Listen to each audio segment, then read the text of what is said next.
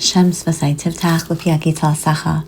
We're now in the 16th Perek of Yehoshua. In this Perek, we're going to start with another Shevet, and that Shevet is the Shevet of Ephraim. V'yitze hagoral of Bnei Yosef. So the goral, now the lottery fell on the Bnei Yosef, and that's what's going to be. It's going to be Ephraim. What is it? Why is it important that the Gvul of Bnei Ephraim comes right after Yehuda? So first of all, if we understand that Ephraim and Manasseh are the two grandkids, they become the Bnei Yosef, but they're the only two grandkids. Now, in a family where there is so much sibling rivalry, why in the world would Yosef and Yaakov re-step into that same pattern by choosing only two of the grandkids? And the answer really is that Ephraim and Manasseh are the only two grandkids that are born in the Galus. They're born in a time where they could use that extra pick-me-up. They could use the extra bracha. They were not born into being able to have a yeshiva education. And so they are highlighted for that which that they were able to overcome. Yosef is the Galus Jew, and his children, by extension, teach us that you can be raised up in your ruchnias and in your gashmias, and it is so much better and capable no matter where you go and where you are. So it does make sense. But on a deeper level, we've mentioned before, why is it that the Bnei Ephraim are in our bracha? Yisimcha Elokim ke'Ephraim and ke'Menashe. And that is because Ephraim and Manasseh never fought. They were the epitome, actually, of the opposite of sibling rivalry. They always got along.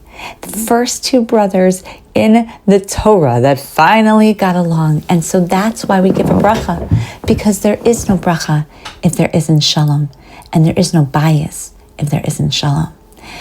And by extension, so Yosef, many very special people came from Yosef on Ephraim and on the Manasseh side. So when Yosef was watching how the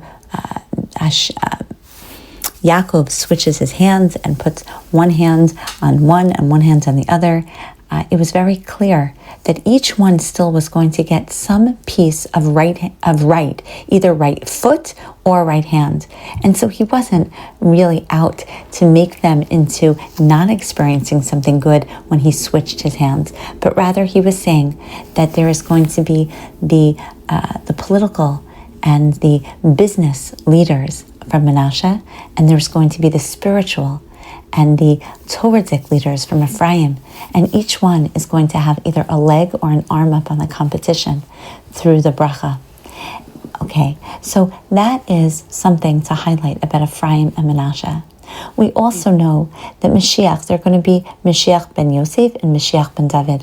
And those two powerhouses were even powerful from the time in Parshas Vayigash. Vayigash, they love Yehuda, and it's like the world was just watching as one king versus the next. And it has been that way. We have Yehoshua coming from Ephraim.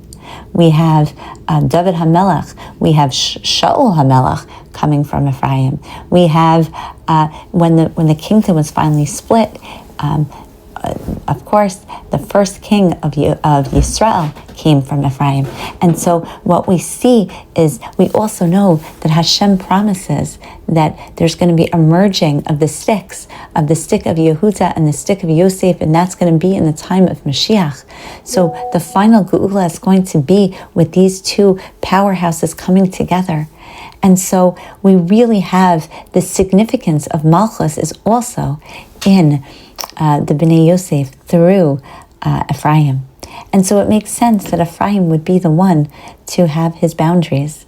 And we also know that the Ephraim, the highlight of everyone trying to find their own derech, some is going to be in the Ruchniya cell, and some is going to be in the day-to-day Gashmias godless. And that's really, really significant and good. And so it is no wonder that Ephraim is the first one to get the Gbulos. Now, if you think about it, who came from Yehuda? Kalev. And who came from Ephraim? Yehoshua. The only two people to come and really see the beauty in Eretz Yisrael, deserve that their shvatim that they came from should be the first two and given a reward. Not only that, so let's just understand how the borders went. It went that the lower part was all of Yehuda. Then there's like a little border, which is Binyamin, which we know that the ultimately the Mizbeach could not be in Yehuda's portion, but only in the portion of Binyamin. And then came the split between, on that top part was either Menashe, and then there was Ephraim. And right in between, there's a city, Shechem. Where do we know that this border really exists and that this is what was meant? Because after the bracha of Yisimcha Elokim K'Ephraim, after Yaakov blesses Menashe and Ephraim, he says, Shechem Echad, he says that there's going to be an extra. You, Yosef, you're going to have something extra. You're going to have Shechem Echad, and that is actually the city of Shechem. So interestingly, we have exactly those borders that were promised all the way back to Yaakov. It's also interesting is that when it talks about the Nachlas, really most of it is going to be delineated first to Ephraim. But rather than that happen, and there be any hint of nepotism or any form of, you, Yehoshua, you were from Ephraim, so that's why Ephraim is mentioned second and Menashe is mentioned first. Now, again, that shows the sensitivity of Yehoshua. We've come a long way from the time where we're going to put a stumbling block, lifnei iver, and understand that human nature is such that you never know, even with the best intentions. Sometimes we have to be so careful not to give people a reason to doubt or to question or to feel badly about what's happening. And one final thing, because the details of these borders are very, very complicated, but one of the things that are highlighted at Esther Kimchi mentions, it talks about Vayitze Hagvul Yama, the boundary ran to the sea on the north. It went to Ta'anas Shiloh. So what is Ta'anas Shiloh? So that's actually Shiloh, that the Nachla here has Shiloh in it. What is special about Shiloh? So Shiloh is going to be where they are going to have the Mishkan, and that none of these borders are going to be complete or anything is going to be elevated to the level of even being relevant unless we get to Shiloh, unless we get the establishment of the Mishkan. And ultimately, that is going to bring the Kedusha to the Aretz.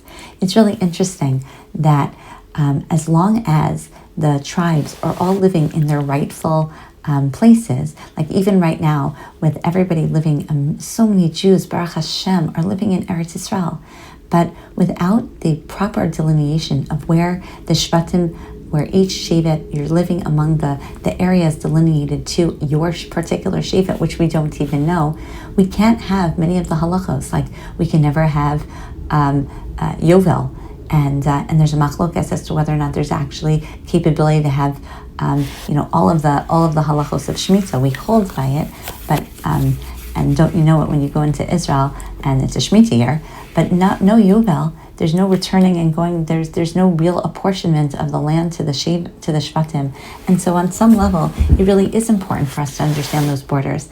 I'm not geographically a maven, but these, they're here ladoros for a reason. It's not just technical.